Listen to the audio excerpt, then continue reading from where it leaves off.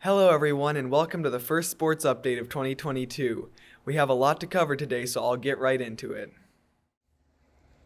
On December 17th, the boys basketball team sputtered at Winchester High School and fell by a final score of 40 to 55.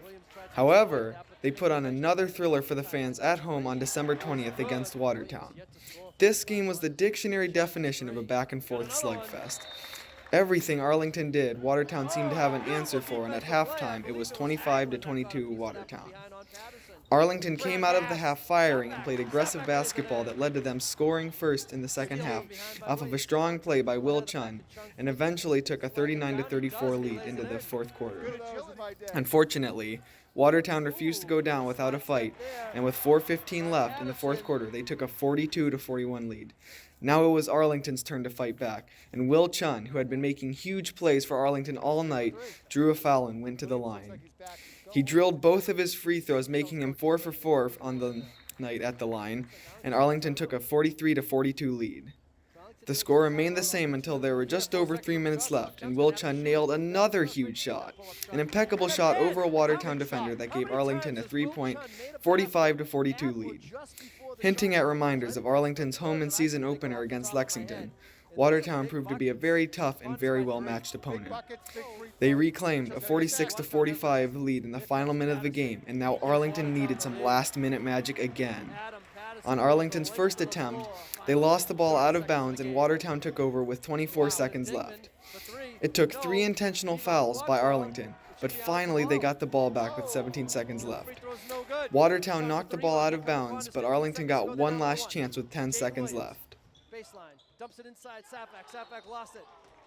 Jaden Williams inbounded it to the red-hot Will Chun, and after a few passes around, the ball was passed back to Chun, who laid it inside the basket for a go-ahead two-pointer. Clinging to a 1-point 47 to 46 lead, Watertown slipped through Arlington's defense on the final play of the game but missed the shot, and Arlington had emerged victorious from another nail-biter at home. The Spy Ponders then went on the road to Wakefield Memorial on January 4th, but were unable to pull out a win there, losing 52 to 60. Coming back home for a 2-game homestand, they set off more fireworks with a pounding of Reading Memorial, 65 to 45, and squeaked out an exciting 55 to 52 win over Bedford. Bedford fought hard and made a few bold comebacks, but Arlington staved them off and escaped with yet another narrow victory. After a strong homestand, the Tides turned on the road and they were defeated 61 to 79 at Woburn Memorial, and then fell short in an extremely high-scoring 72 to 97 loss at Burlington. Despite recent struggles, they have quite a few games coming up throughout January, including some home games at Tozlowski Gym, and look to keep improving on this already bright season. The girls' basketball team has had a much rougher go of things this year. They had a 3-game road trip and played at Winchester on December 17th, at Watertown on December 20th, and at Belmont on December 22nd. The result was the same all 3 times, as they lost 27 to 48 against Winchester, 21 to 44 against Watertown, and 28 to 47 against Belmont. They hope to get a fresh start at home against Everett on December 29th and played a very competitive game all game long. They stayed close, only separated by a few points the entire game, but could never quite get the lead, until Eleanor Aries Prod gave Arlington a lead they would keep with 2:49 in the fourth quarter. The game ended with a score of 46 to 44, and Arlington's girls basketball team had pulled out the first win of their young season. They came back home for a 2-game homestand and lost against Wakefield Memorial and Reading, but snuck out a defensive 32 to 30 win at Wilmington. The game after that, their most recent one, was a rough match as they lost 36 to 54 at Woburn Memorial. It has been a tough season so far, their current record sitting at 2-7, but there is still time for the Spy Ponders to make the necessary adjustments and get back into the season. In their home opener on December 20th, the girls hockey team pounded Watertown High School by a score of 5-1. Coming into Wednesday, January 5th, the girls team played the Lexington Minutemen at home. They had yet to lose a game, but they did tie their most recent game against Woburn, and their current record was 2-0-1. During the first period, Lexington drew first blood and took a 1-0 lead. There were rush chances both ways, and the period ended with Arlington's Maddie Krapelka taking a penalty for tripping. During the second period, Arlington scored, with the goal coming from Libby Corsetti. The third period was uneventful scoring-wise, but it did have more than its fair share of penalty minutes. There was a timeout called with about a minute 30 left in the period, but that failed to result in any scoring chances, so the game went to overtime.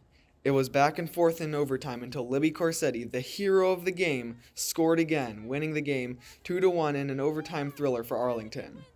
Following that game, they were pounded 1-6 at home versus Austin Prep, but bounced back with a 4-0 win against Belmont and a 5-2 win against Burlington.